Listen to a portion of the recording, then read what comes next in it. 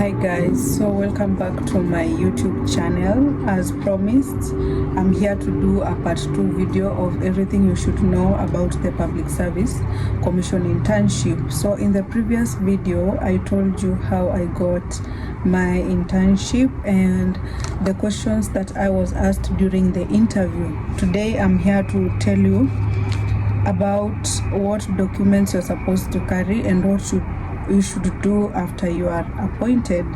So remember, when you're going for your PSC internship, after you prepare for the questions that I told you about yesterday, like tell me about yourself, do you think you deserve this job, why do you think you deserve this job, what experience do you have, and all the questions I talked about yesterday. If you haven't watched that, please go back, check on my profile. You will find the first video. I did a part 1 video and this is a part 2. Okay, so when you go for your interview, you should carry your degree certificate, all your transcripts, and all your certificates that you had included in during your application. Okay, so after your interview, you will get a message back 2 months later, because I went for my interview in November and I got appointed in January 2024.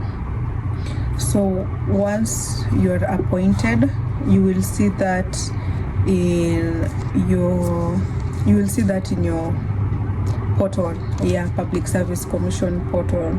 So after you see that, immediately you're supposed to start finding these documents. Please write them down. Number 1, you should have your KRA pin. That is so easy to get. Number 2, NHIF. I applied for my NHIF to cyber. I just went to the cyber and I applied.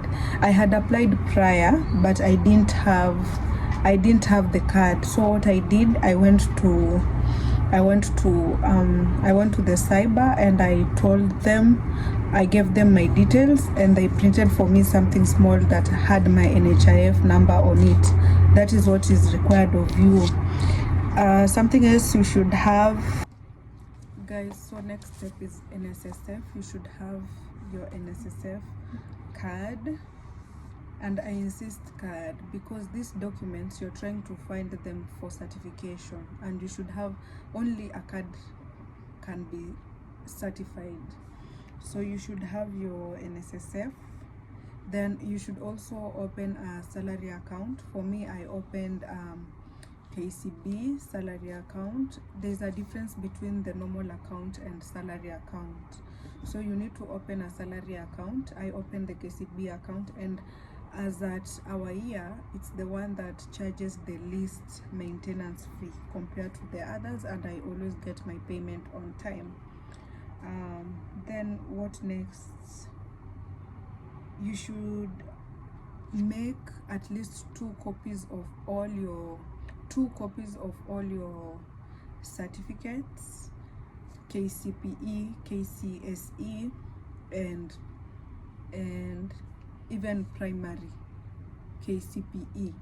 So you should have 2 copies of each document, even your degree certificate. Let's just start primary, secondary school, and university. If you went to college, you should include that. Remember, it's 2 copies because they're going to be certified, and 1 copy you are going to deliver to the place where you've been appointed to go for your internship, and the other one you're going to keep for yourself.